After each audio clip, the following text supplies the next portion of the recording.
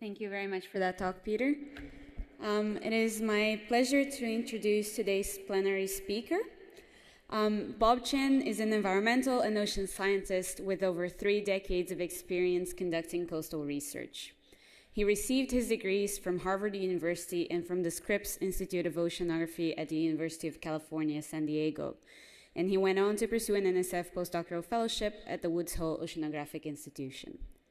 He began his career at the University of Massachusetts, Boston in 1993, where he remains to this day as a professor and as a director of Grand Scholarly Initiatives. His research interests include carbon cycling and biogeochemistry in coastal systems, indicators of estuarine health, contaminant distribution and fate, nature-based approaches for coastal resilience, and the development of sensor networks in shallow water systems. The collaborative and transdisciplinary nature of his research has enabled him to conduct community participatory research and to bridge academic, industry, community, and government interests. Bob has collected many achievements over his career. He's made a significant contribution to research funding acquisition, having secured over 50 awards, which total over $52 million. He has also been a productive scholar, publishing over 80 articles and reviewing manuscripts for several journals and reviewing grant applications for various local, national, and international funding agencies. Bob has also been a force in education. He's advised 54 undergraduate and postgraduate students. He teaches the largest class at UMass Boston, Introduction to Environmental Science, which has 550 students. He helped define ocean literacy, developed transdisciplinary graduate curricula, and he has directed numerous educational programs. His efforts have been recognized with various awards, including UMass Boston's 2014 Chancellor's Award for Distinguished Teaching, University of Massachusetts 2005 President's Award for Public Service, and UMass Boston's 1996 Outstanding Achievement Award for Research in the Sciences. More recently, he received the ASLO Ramon Margalef Prize for Excellence in Education. All in all, he's a globally recognized leader in developing educational programming for K to Gray.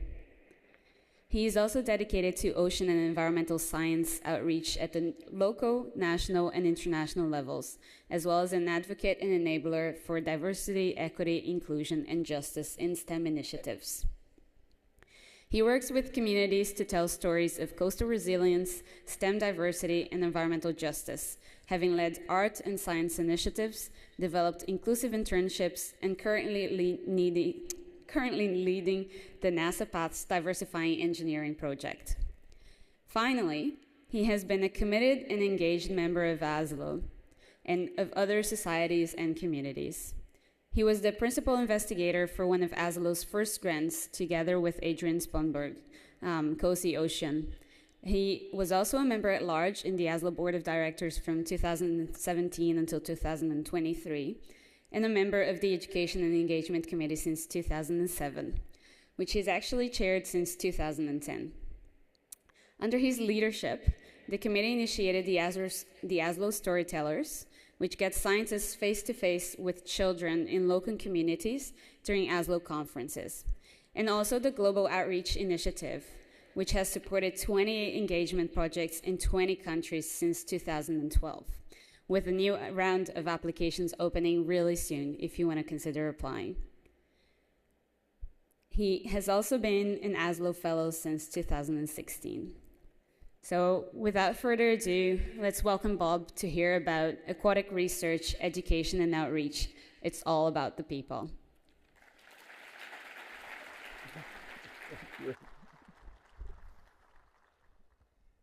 Good morning. Wow, it is all about the people. So thank you so much for being here. Thank you, Becca and Paul, for the invitation for this opportunity. That sounded great. I don't know who that is. Thank you for the nominators for the Margalef Award. Really, quite an honor, and incredible group of people that have won that award over the years. I'm going to talk to you today about aquatic research, education, and outreach. And just as Peter said, it's really about society. It's about the people. And so hopefully my story will be able to have you think about how people can be integrated into your work, into your science. So we're going to start from hearing from Angelina Botticelli, a young woman from East Boston, an area that is vulnerable to sea level rise, and she is a singer, songwriter, performer. So let's hear what she says. I had the great opportunity to interact with her as a scientist and an artist.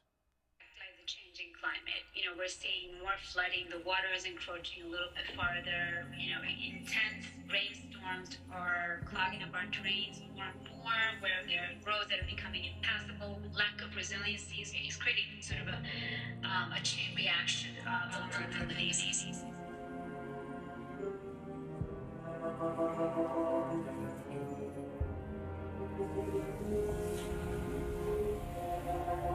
Community right by the sea, so close I'm walking to the beach.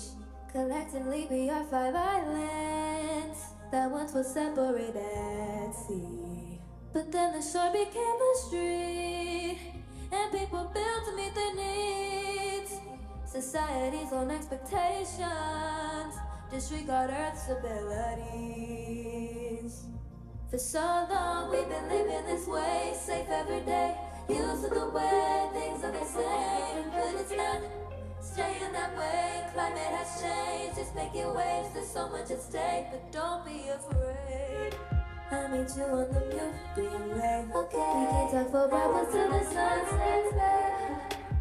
Worry about what's on the horizon. The water is rising, but it'll be okay.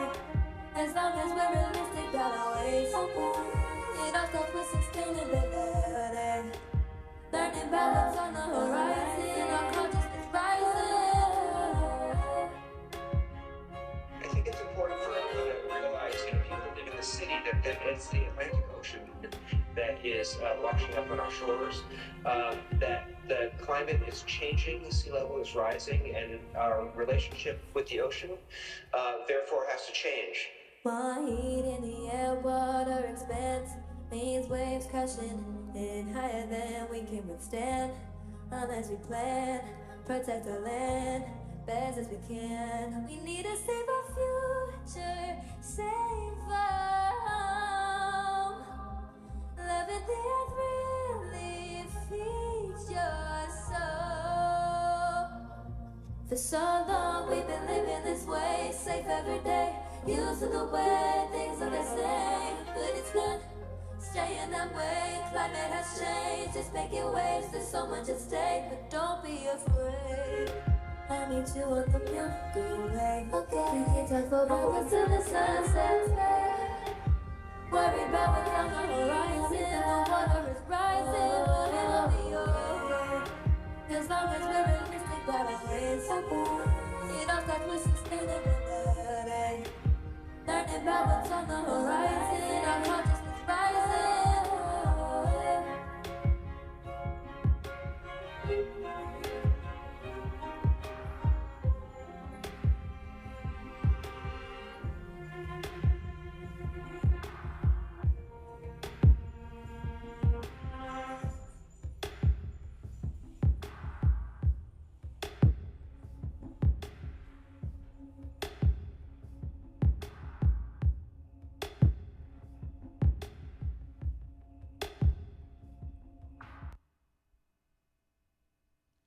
Angelina, as I said, lives in East Boston. She was an undergraduate at Berklee School of Music. Eureka Ensemble is a musical group that puts together communities with, on social issues and speaks to the community through music. And Angelina and I had an opportunity to work together. She just learned a lot about sea level rise and climate change and Boston Harbor's history and future. And she was inspired not just to compose this song, but multiple others. She said 2 or 3 years worth of inspiration from the few conversations that we had. And she was invited to give a TEDx talk where she performed this song live. So I'm going to ask why. Why do we stay up all night writing that proposal? Why do we fly halfway around the world for that single sediment sample? Why do we run away from the scientific meeting at ASLO Convention Center and go to our hotel room to teach remotely? And I would argue that it's all about the people. And despite my sort of goal-oriented, science is objective mindset, apparently I care. I care about the students, I care about the individuals, I care about communities, and I care about society, and your science matters. And so this is why we do, and hopefully, again, the story here will give you some inspiration to think about how to integrate people into the work that you do. I'm going to borrow from Abraham Lincoln in the Gettysburg Address, of the people, for the people, by the people. Science, we think, is all invented in our minds, but it's actually a social process, and the scientific community comes together and brainstorms at, like we just heard about the coal paper, in places that says, we decide what science that we're going to do. We decide what science and education that we want to do, and the National Science Foundation writes RFPs and prevents opportunities to do that. Society comes up with grand challenges, and we have to address those with our science, so it steers in the sciences of the people. We also heard from Debbie Bronk and Paul Kemp in yesterday's awards ceremony that scientists are whole people. They're not just objective scientists. And so you bring your whole work to your job, and we are the people. The work is done by the people, but it's also done by youth, and it's done by community and participatory scientists, and we can engage a lot more people besides those with degrees in science to do the work, to do the science. And it's for the people. We talk about applied science and education. We talk about impacts of the work that we want to have, the broader impacts and the societal impacts, and it's for society, the individuals, the communities, and the society. So I want to start with this land acknowledgement, and thank you so much, Peter, for your words and the plenary, the first plenary on the first day by Cassidy Plyler. We learned a lot more. I'd like to acknowledge that we are on the colonized land traditionally belonging to the Catawba, Chirwa, Sugaree, Wateree, and Waukesha peoples, all of whom have stewarded this land throughout the generations. Before this land was colonized and named the city of Charlotte, it was used as a place of meeting and trade by a diverse group of indigenous peoples, including the Catawba, Cherokee, Congaree, and Saponi. I also acknowledge that the greater Charlotte region has directly profited from the enslavement and forced labor of African people and their descendants. We recognize that knowing, acknowledging, and honoring the history of the land and the people is only the first step. We must support and listen to Indigenous and Black voices while continuing to address policies and practices that perpetuate oppression. And so I haven't worked locally with Indigenous groups, but I have in Massachusetts with the Wampanoags and the Massachusetts tribe of Ponkapog, and I've learned many things from this work that I'm integrating into my science and education work. First of all, we really are good at thinking about a 3-year proposal or 6 years to tenure. But you can ask a question in any of these planning organizations, what are the implications for 200 years from now? Multiple generations when I'm gone, what are the implications as my 3-year project leading to that vision? And if it's not, maybe we should change what we're doing. We continually say it's so complicated putting humans in these natural systems. We invent things like coupled natural and human systems and food, energy, water systems for NSF calls. And yet, for generations, the indigenous people have known that humans and their non-human neighbors are part of the system of nature. It's not a problem, it's not a conflict. And what do we do as scientists? We observe and we take a lot of data and we communicate that. And we had this wonderful science communication session this morning. Indigenous folks have been doing this for generations. They have local knowledge. They make close observations. We need to work with not just indigenous folks, but local people with all of the local knowledge. And they're very effective. Humans are a weird species, and we can pass down information from generation through story. And that is a tradition that we can learn from the indigenous folks of better science communication to pass down to the next generation of academic. I'm gonna start with this weird word. I don't know if anybody has seen this acronym, but what it is the word design backwards. We should think about where we're going, the outcome and the goal, to think about what strategies and activities that we want to spend our time doing, and assess and evaluate and measure how we're doing to that goal all the time. And maybe the goal will change as we learn. That's the nature of science and also the nature of education. I learned this from education. It's called backward design, and I'm applying it to my research as well. So my own little bit of personal story, I'd never expected to be at 33 years at UMass Boston, but I moved across the coast, and I went to UMass Boston, Boston Harbor, because as a blue water trained oceanographer, I wanted to have an impact. And it seemed like there was something going on in Boston Harbor. It was known as the Harbor of Shame. It was the dirtiest harbor in the United States. UMass Boston was built on a landfill. I can't point there. That was really, we got the land very cheap because it was a very dirty harbor. And I've stayed because of the students and the people and the impacts of the things that I could do in this region. This is an animation of the human impacts of Boston Harbor. We filled the land to make it more convenient for us, right? So we put in more docks and shipping and land for living. We filled in the Fenway, and we put a baseball stadium there, the Red Sox. We put in the Back Bay, and Newbury Street is there. We filled in the Charles River Basin because it was tidal, and we put all our sewage out into the Charles River, and it smelled at low tide, so let's bury it with water, so we put a dam there. And then there used to be 5 islands, you heard from Angelina, in East Boston, and we connected these and filled and put in Logan Airport, which is probably how you arrive in Boston if you ever go there. So we've dramatically shifted the natural shoreline, which for thousands of years the Massachusetts tribe called the paradise of our parts. And yet none of it was recognizable anymore, and all of it is fill. So I went to be, what could I do in this cleanup of Boston Harbor? Well, my research is on dissolved organic carbon and dissolved organic matter and CDOM, chromophoric dissolved organic matter. So I measured that in the harbor and in the estuaries. And I also said sewage is a problem, so I found that caffeine is a very good indicator of sewage as it's distributed around areas, and looked at emerging chemicals like endocrine disruptors. I served on the Outfall Monitoring Scientific Advisory Panel, which I learned a lot of things. One is, how do you facilitate conversations between scientists and lobstermen? Because the sewage leaving is bad because the lobsters are leaving with that organic food. I helped support the Boston Harbor Educators Conference, which was 100 wonderful informal and formal educators that were engaging the youth, thousands of youth in the Boston area around and about Boston Harbor. I had an Ocean Science Education Institute as part of COSI, where we had teachers that instituted and created curriculum and learned about Boston Harbor and sort of spread that.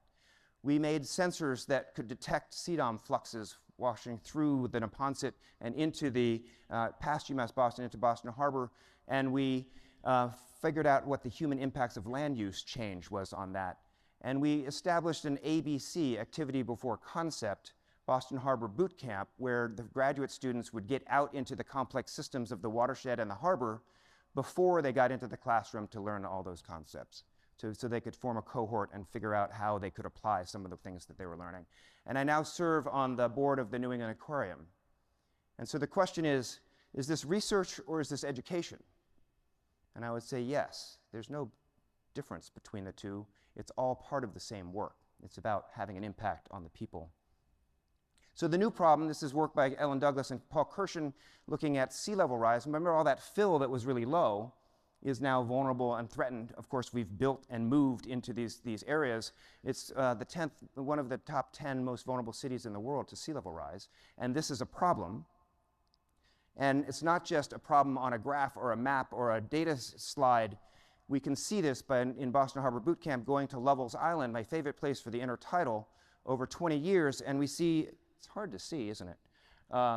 There's a World War II radio communications room inside the drumlin, hidden inside the drumlin, that it was exposed when we first started going there, and then by 2015, 2021 has completely fallen out of the eroding cliff. 60 feet in 20 years is pretty fast erosion. So you can see it visibly, and students sort of realize this.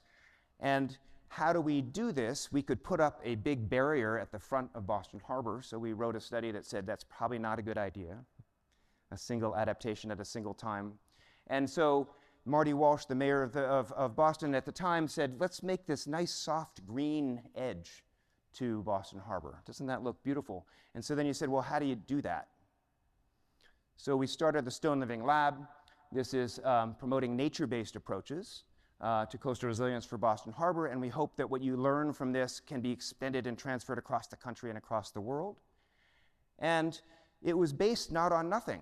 It's just like the students that walk in, they know a lot and have a lot of experience. In Boston, because of the Boston Harbor cleanup, because we have spent $5 billion and had a monitoring program in place, and we put city, state, nonprofit, federal, academia, stakeholders, fishers, and boaters all in the same room to talk about how to conduct the Boston Harbor cleanup, which, by the way, you ask anybody, is $5 billion worth it? They say absolutely best bargain in the world, because the real estate values alone have been a huge increase, let alone the fact that whales are now jumping in the harbor. Surprisingly, maybe, Boston Harbor Island's National Park area is also managed by 11 different agencies. It's unique in the National Park Service. 34 islands and peninsulas, again, a multi-partnership that can solve this problem. So we have used that history of that partnership in the Stone Living Lab. We have an academic partner, UMass Boston. We have a nonprofit partner, Boston Harbor Now. We have a federal partner, National Park Service. We have the City of Boston. And we have the state, the Commonwealth of Massachusetts, the Department of Recreation and Conservation and Recreation, and the Executive Office of Energy and Environmental Affairs. And we put all in the same room, and we listen seriously to what they want to do, not just what the scientists want to do, and what the problems are, and what can be leveraged from these quite powerful organizations. And to tie us all together, we said, like the ocean science literacy principles that we know just celebrated 20th anniversary, maybe there are 3 for coastal resilience. Coasts are adaptable, constantly changing systems at the interface of land and sea. Natural and social communities are interconnected in coastal areas and beyond. We have the ability and responsibility to determine our future relationship with the coasts. Coasts are dynamic and adaptable. This system is natural and social. We have the responsibility to determine our future relationship. Very simple but big goals that if everyone can agree upon and we can get this across, we're going to be in consensus and have the same vision for that 200-year vision. For the people, it's a coastal city facing sea level rise. This is very dramatic. Of the people, we need everyone to get these approaches. We need communities to co-develop ideas about the diverse approaches for nature-based solutions in our harbor. We're adapting as individuals and as organizations to this rapid change. And it's by the people. We have to do experiments at scale. It's by the partnerships. It's by the individuals. It's sort of all that. We're adaptive, diverse, and boundary spanning.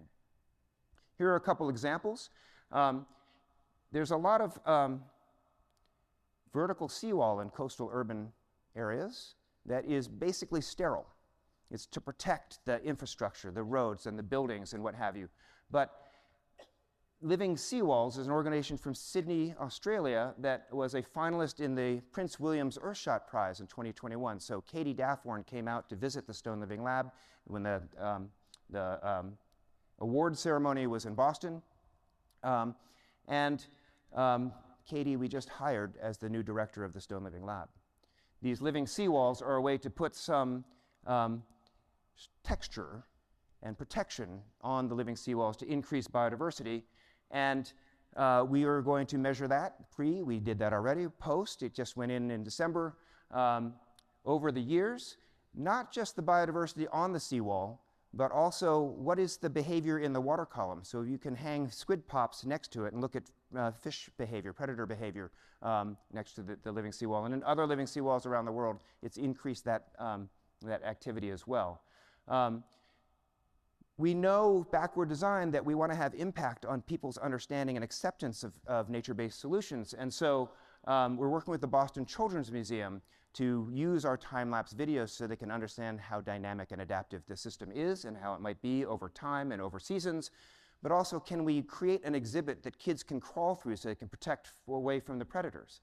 They can stay cool in some areas and realize how they can stay cool. And there can be some water that they might be thirsty for as the organisms experience as well. And how do we tell these stories? This is the cover of the Boston Globe.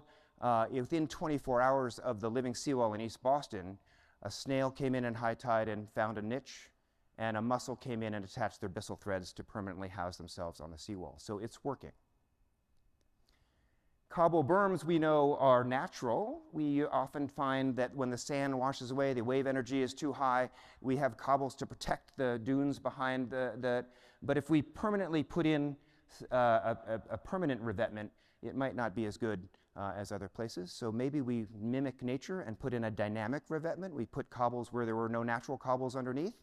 And we're working, not that we have to do all of this stuff, but the towns are putting these in, and we're just doing the science and the assessment and the monitoring to where it works and when it works. And so we have video of pre and post storm to see how they're operating, and they operate differently in different local contexts. And we're also creating workshops and materials for towns to say, here's a new option for you for coastal resilience that's a little bit more nature-based and might work better. And New Bedford and 2 other towns have already been thinking and planning to adopt this technique, so having impact on communities. We have a real-time data system of waves and currents and flooding in 6 different areas along the streets of Boston, where it's common to support a model, a 3-dimensional dynamical model, so we can actually get about a foot difference from one part of the harbor to the other, better predictions of not just what the bathtub model flooding is in Boston, but what is it in my neighborhood and on my street. And so this is a real-time dashboard that shows flooding when it happens, but we also do a storm report. Here comes a storm in terms of potential coastal flooding, and a former weatherman, meteorologist, working with one of our consultants, is doing that blog, so he knows how to tell the stories about predictions. We're making lesson plans that are being hopefully implemented in the Boston public schools, using the real-time data, so they become engaged. And we work with people, students and neighborhood people, that are concerned about flooding in their area to measure the horizontal extent around these vertical measures, as vertical sensors.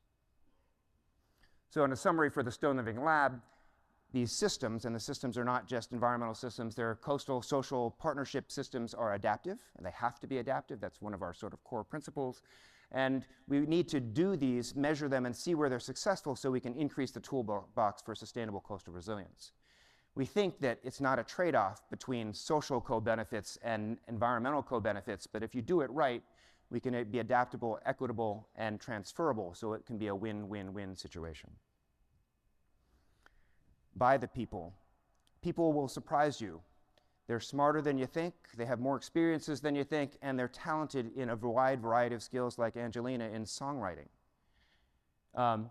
We said we are people and we're scientists, and other people are, all people are born scientists. We've heard that in some of the talks here. Youth, we sort of educated out of people through the system, but we can engage that. We can engage the community, we can engage the youth, and particularly we work with youth in the Cool Science Project as scientists and educators.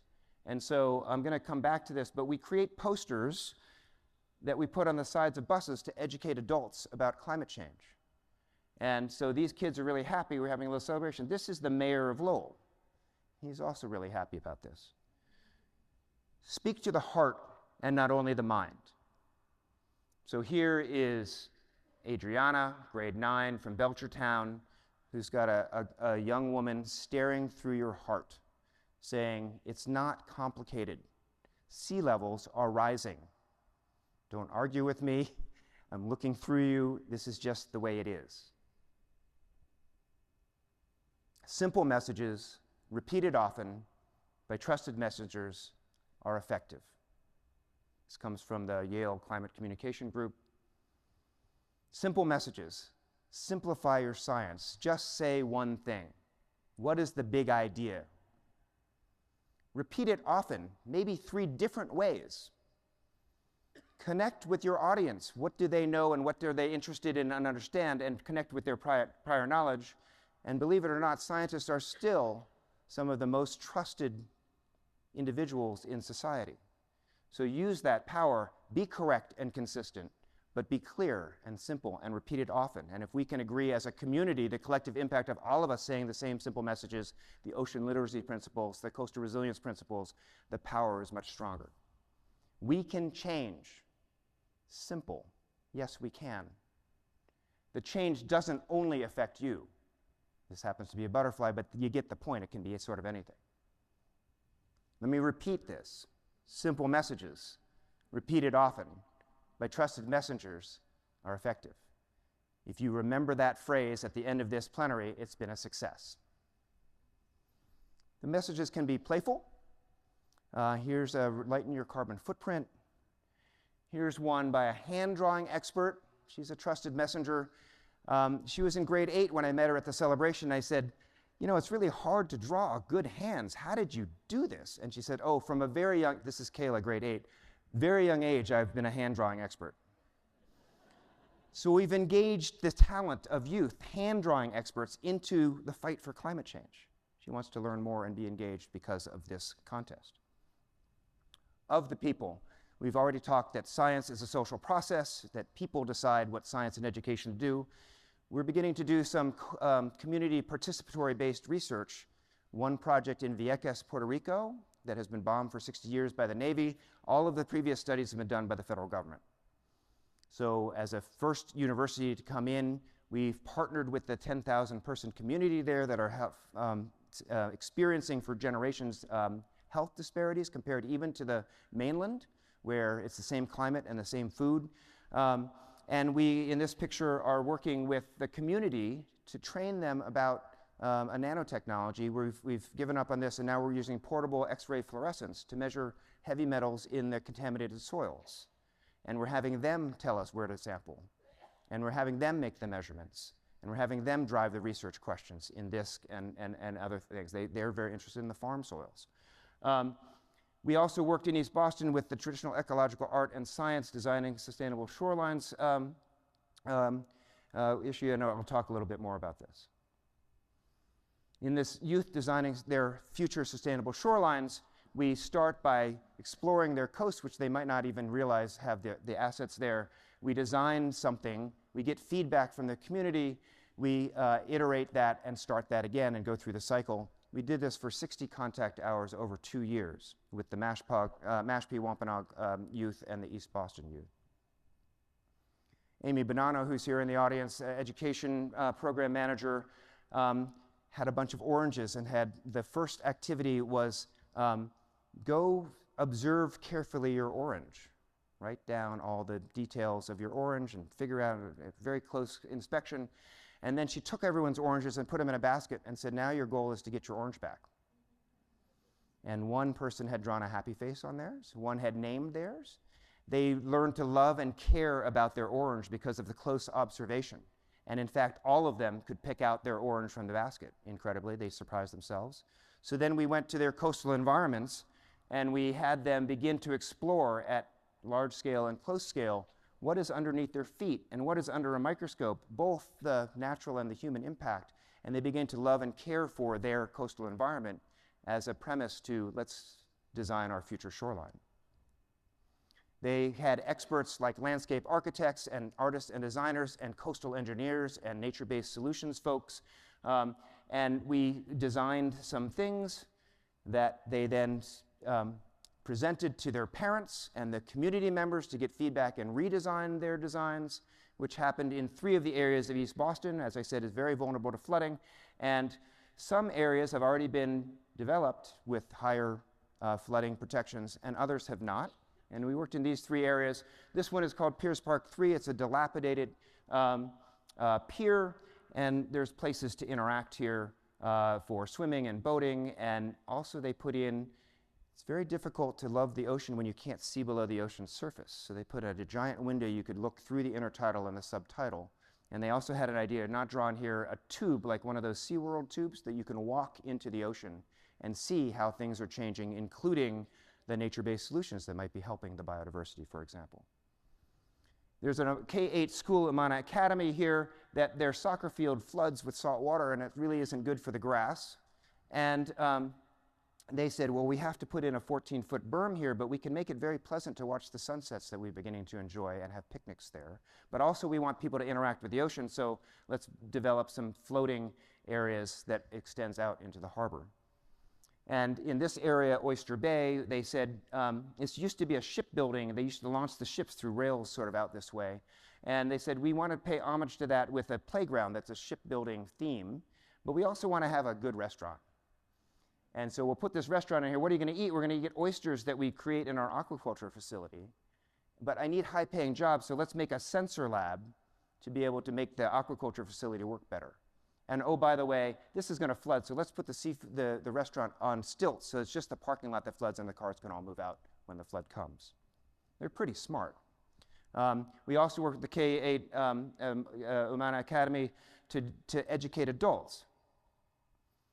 We said of the people, you know, it's about nature-based approaches and their school and biodiversity, and we did it with 300 students, painting 600 tiles in 2 languages about biodiversity and nature-based approaches for coastal resilience of their site, and it's a permanent installation to educate the next generations. And we're now working with the City of Boston and the Stone Living Lab to work with this specific site to actually design and implement the protection system that is going to be installed in this area of the city. So I want to end with this video listening to a student, Jaylee Pereira. She represents the future. She's one of 26 storytellers. We worked with them for a semester. Shirley Tang worked with them for a semester to be very vulnerable and tell the stories that our STEM students that end up in our classrooms and end up in our labs bring with them, their experiences, their challenges, their assets. And so this is just one, but let's hear from Jaylee and see if we can learn something.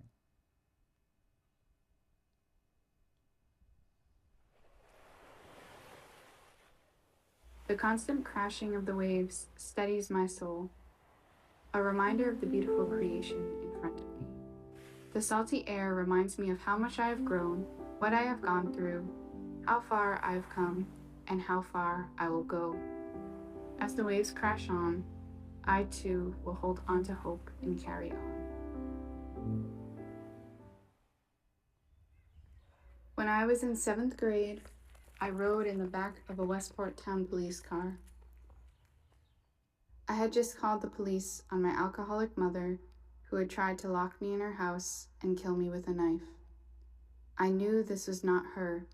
It was not her heart, but it was the alcohol and drugs.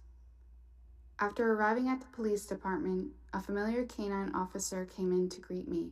He knew me since I was in 2nd grade. I always asked about his dog, a distraction and comfort from my chaos. I walked into my first organic chemistry class.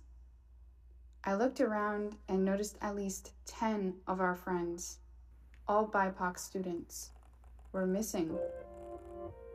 I began to search the room for the other women of color whom I had met along my pre-med biology journey, but I could only count 6 out of the 20+ women. My heart sank, and I was saddened to feel like so much of my collective self was missing. Our professor began to speak to us as if we had arrived at a training boot camp. By the end of the semester, most of you in this room will not make it and pass this class. I looked to my 2 friends to the right of me, and fear struck us. Would we make it to the end? What about those who didn't have support?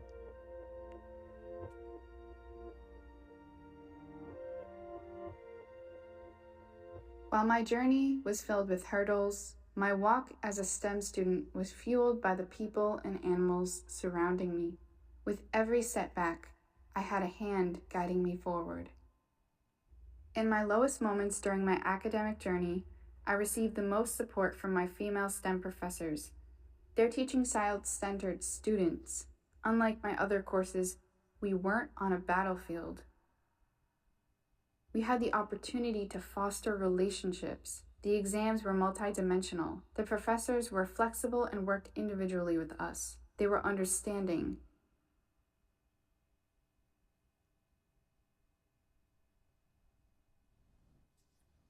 I've learned a lot from Jaylee.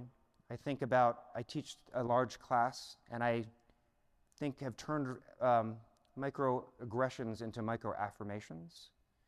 After I saw this video for the first time, I stood up and said, I now question every interaction I've ever had with any student I've ever had in the last 33 years. Because when you're busy and you come up to you at the 500-person lecture and they say, Professor, I need to talk to you, or something's come up, can I have an extension? And I said, can you send me an email? Can you come to my office hours? We need to clear the room for the next group. Or you can say, what's happening? What's on your mind? What can happen? We don't know what is in the moment of the class, in the moment in someone's life. That one moment can change a person from succeeding in STEM to completely giving up on STEM. And in this particular case, we learn a little bit more about Jaylee.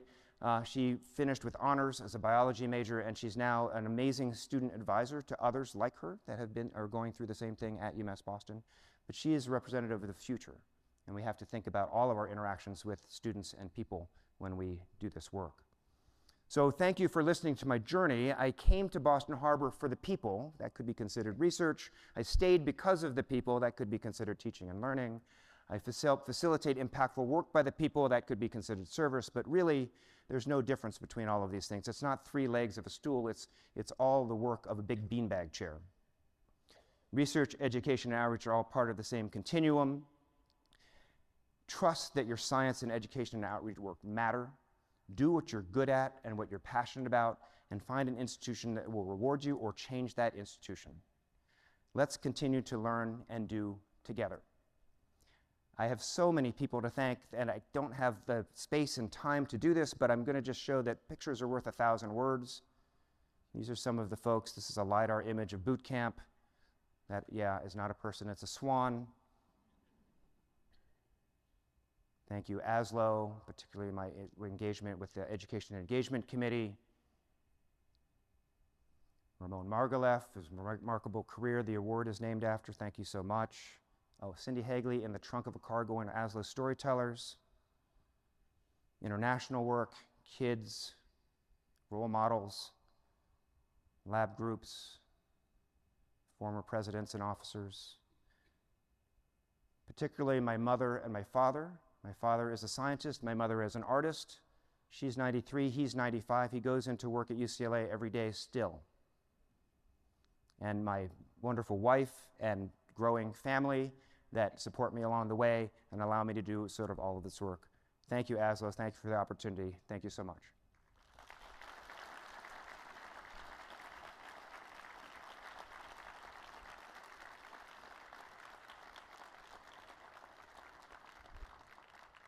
I think we have a couple minutes for questions, if there are any.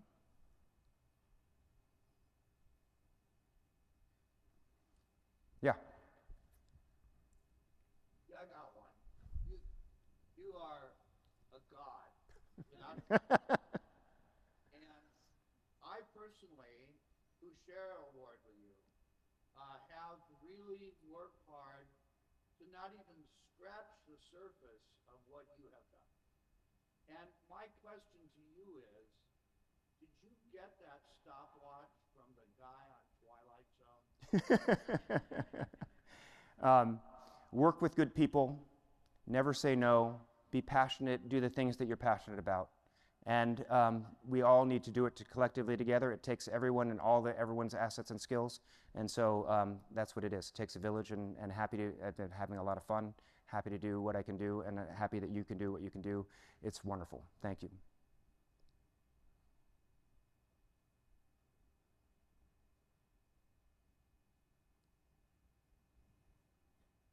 Yeah.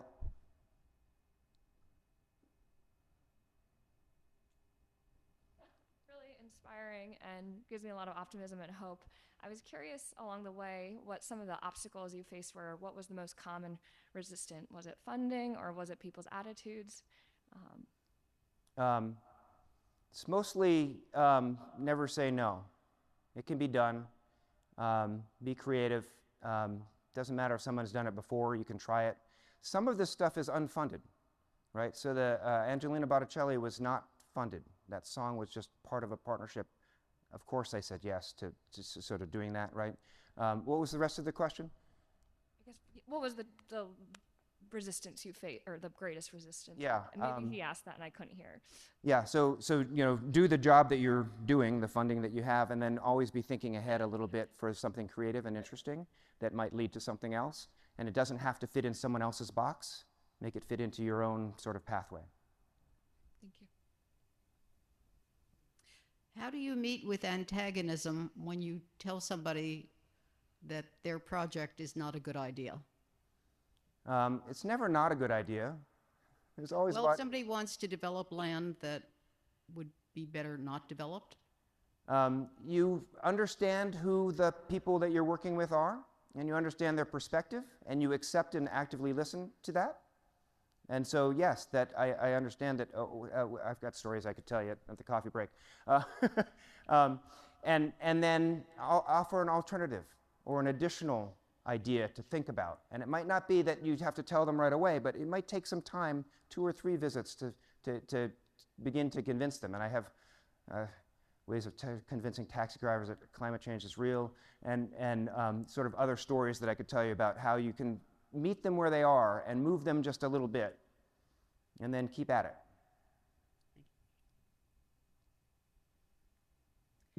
Great talk. You emphasized people throughout your talk, which was amazing. And I think that we all in this room are experiencing a variety of both emotions and experience around people in this political climate.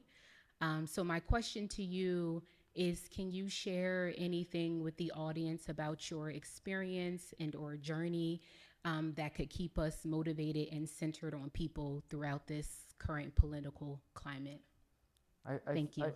I find my support and my solace among you, among the community. We need to interact and talk. And so if we hide from it, there was the head in the sand plenary, if we hide from it and we don't talk to each other and support each other with new ideas and new inspirations and other things, that's really where we need to be, especially now, more so than ever, is share our thoughts, share our ideas, be inspirational about our science, about our outreach, about our education, and as supportive as all possible. Not everything's about money, but it does help. And so it's a tough moment. And I think that we as a community, aquatic sciences as a community, are quite adaptable. This is a shock to the system. And so if we give us a couple more weeks and a couple more years, we will recover and we'll come back from this. So I'm very optimistic about that, but we have to depend on each other. It's about yourselves. It's about the people. I see a big red flag here. So thank you very much for listening.